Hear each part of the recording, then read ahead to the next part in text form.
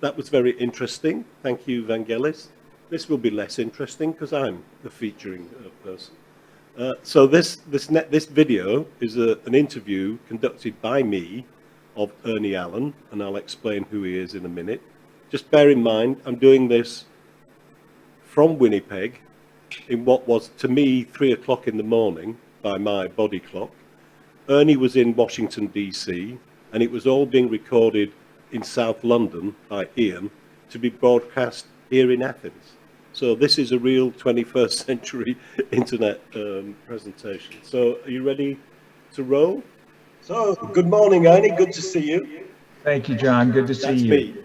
So this is a real example of 21st century online child protection. I'm in Winnipeg, you're in Washington, D.C., and the guy administering this Zoom is in London. So there you go. And it's going to be broadcast. And our conversation is for a conference in Athens. Correct.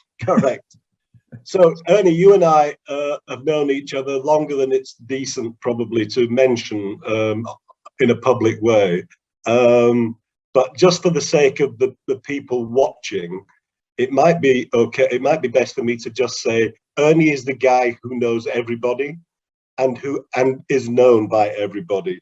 If I could get hold of Ernie's cell phone, to translate that for Ernie, I'm sure on speed dial I would find every president and prime minister in all of the liberal democracies, plus a few more in the other types of countries. The Pope would definitely be on there, and certainly the CEO of every Silicon Valley company we've ever heard of, plus quite a few we probably haven't heard of. So this guy is in the middle of the whole thing. He founded NCMEC, the 800-pound gorilla in the world of online child protection. He founded ICMEC, the International Center for Missing and Exploited Children. And today he is the chair of the WeProtect Global Alliance, which is a major intergovernmental multi-stakeholder initiative, which is trying to make progress across the agenda with which we're all very familiar. So, I mean, there's not much more you can say about Ernie. He's just the man. So maybe Ernie, you could just kick off. You can say whatever you like about what I've just said about you, but it would be good if you could just explain a little bit to people about the WeProtect Global Alliance before we get into the question of age verification and age assurance. Well, first of all, your comments are very kind, exaggerated, but very kind. And let me say about the WeProtect Global Alliance that a British Prime Minister, David Cameron, launched WeProtect in 2014 at a summit in London, in which he said that online child sexual exploitation is one of the major international crimes of our age. And yet policymakers around the world had missed it. They didn't see it. So he created WeProtect, asked me to chair it, which I was honored to do and continue to do. In 2015, we merged with a US-EU initiative called the Global Alliance Against Child Sexual Abuse Online to create today's WeProtect Global Alliance, which, as you point out, is a multi-sectoral initiative involving 99 governments, technology companies, civil society, 9 international bodies, including Interpol, UNICEF, and others. And the goal is simply to bring together all the parts to focus on what we believe it continues to be an underappreciated, underreported, underfunded need that ought to be on the global policy agenda of every world leaders. And that is the pandemic of online child sexual exploitation. So that's what we've been trying to do. Thanks a lot, Ernie. That's great. But obviously, although child sexual abuse, images, grooming, and things of that kind have been core to the WeProtect agenda, you've always got a weather eye for developments in other fields, and in particular, because I know you and I have been speaking about this for several years, on this question of age assurance, age verification, and the role that that can play in protecting children. You may not have seen, but I think last week or the week before, the European Union published its new Better Internet for Kids strategy document, in which they specifically referred to bringing forward a series of measures at EU level around age verification and age assurance. They're already funding the project that I'm chairman of the advisory board of, that's meeting in Athens today, which is called the euCONSENT project. And what that's doing, essentially, it has two objectives. One is to develop an international interoperability system to allow age verification, stroke age assurance to take place in different jurisdictions in the EU. But because of the size of the EU, it could become, and is very likely to become, global. And linked to that is also the process of allowing parents to give parental consent for certain applications where there isn't a legal age limit, but there may be a policy requirement by the site or service or app or whatever it might be. So, and you know the story of age verification in the UK, that's also back on track. So I just wondered if you had any thoughts or reflections on how you saw this age verification, age assurance dimension panning out generally across the world. You'll be up to speed with Australia as well. But also, I think we'd all love to hear your take on what's happening or what is likely to happen in the USA on this topic. Well, let me say a couple of things, John. One is my introduction into the age verification issue is largely because of you. You were the father of the age verification movement.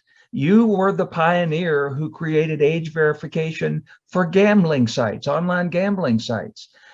So when I became involved in the launch of the WeProtect initiative with Prime Minister Cameron, one of the things he was working on was what became that 2017 British law.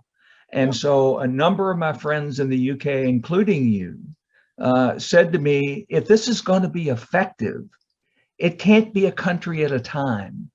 We need to create a model which can be replicated around the world.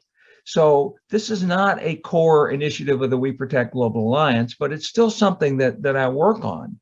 So as a result of that effort, I worked with the then designated British regulator, the British Board of Film Classification. I met with leaders of the adult industry in the United States and in other countries. And one conversation sticks in my mind. A key leader of the US pornography industry said to me, this is inevitable. You know, we're not going to be able much longer to just have a click box on our sites that say I'm at least 18. Everybody knows that's completely ineffective and unreasonable. So he said, we will actually support this largely because the 2 million US porn sites were already going to have to comply with the UK law if they wanted to be accessed in the UK. Yeah. So he said, we will support this as long as it's not about content, it's about child protection, as long as it protects the privacy of the user, and as long as it is as universal as possible. We don't want to have to comply with 100 different age verification systems. So with that in mind, I launched an effort. I met with probably 60 members of the US Congress on both sides of the political aisle. And what I encountered was interest, but reluctance. And it's interesting that it transcends the political divide in the United States. On one side, the concern is about protecting free speech and to protecting privacy and the civil liberties. On the other side, our big challenge is that Congress tried with 3 different laws in the 1990s to do this. And they have been struck down by the US Supreme Court based on the fact that what we are doing, what's different about this from gambling, what's different about this from the purchase of alcohol, is that it is content-based. Mm-hmm. And in the US, you can limit content if it's obscene. But long ago, US prosecutors stopped prosecuting obscenity. So in 2002, the US Supreme Court said, in striking down parts of a law that attempted to do just this, said that there's a requirement of what's called strict scrutiny, and that you have to use the least restrictive means available. And the justice who was the author of that opinion said, quote, filters will do the trick. Now it's now 20 years later, and we know he was completely wrong. Filters don't do the trick. Filters are great, but filter use by parents has actually declined over the past 20 years. But he did say that technology changes with such rapid pace, with such rapid speed, that we might be able to revisit this based upon technological changes. Well, in 2002, we were still 5 years away from the first iPhone. Yeah. We were still 4 or 5 years away from Facebook's global spread. So in my view, if based on the EU leadership and EU consent and the development of this new law and new leadership in this area, and based on the work that's being done in Australia and France, there's a bill in Canada, there's a law in South Africa, there's even a law in the Philippines that is passed to do this. Based on international leadership, I think this is revisitable in the United States. But to this point, Congress has not been willing to touch it, either side. Well, that's very good to hear, because I mean, I'm here in Winnipeg, and there's quite a few people here from the US Department of Justice and other pressure groups, and I've been talking to them, and they've been saying stuff very similar to you. They don't see any immediate prospects of rapid movement on this in the US, but it's definitely on the horizon and getting closer and closer. And that's why I think initiatives like the EU consent, which is very, very focused, by the way, not just on the developing the systems of privacy, is a key part of it.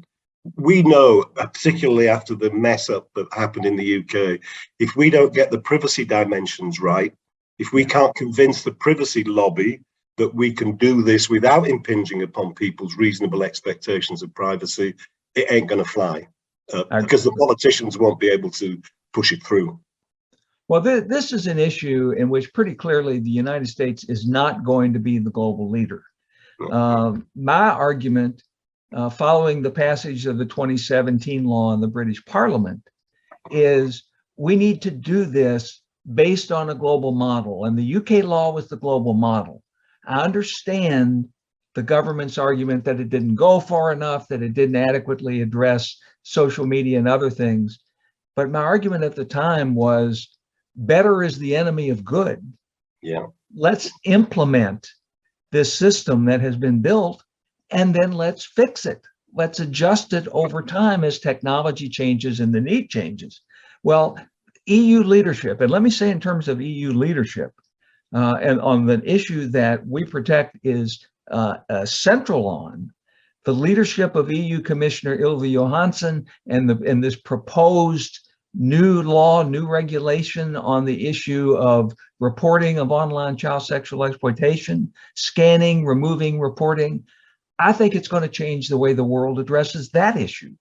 Yeah. And that's an issue that is in front of us right now. So in the area of age assurance or age verification, I'm really enthused about the EU leadership and think it can become the model for the world alongside the evolving platform in the UK. But somebody has to do it first. Correct. Ernie, I think those are marvelous words on which to end our very short conversation. I'm sorry that because of COVID and all of those other things, we haven't actually met in the flesh for now about nearly 3 years, I would think. Absolutely. Yeah, but I'm sure we'll fix that soon enough, I hope. Thank you. Absolutely. I look forward to it. Okay, Ernie, thanks very much indeed. Bye-bye from Athens and bye-bye from Winnipeg. All right. Thank you, John. Good luck. Applause is optional, by the way. That was me at 3 o'clock in the morning. So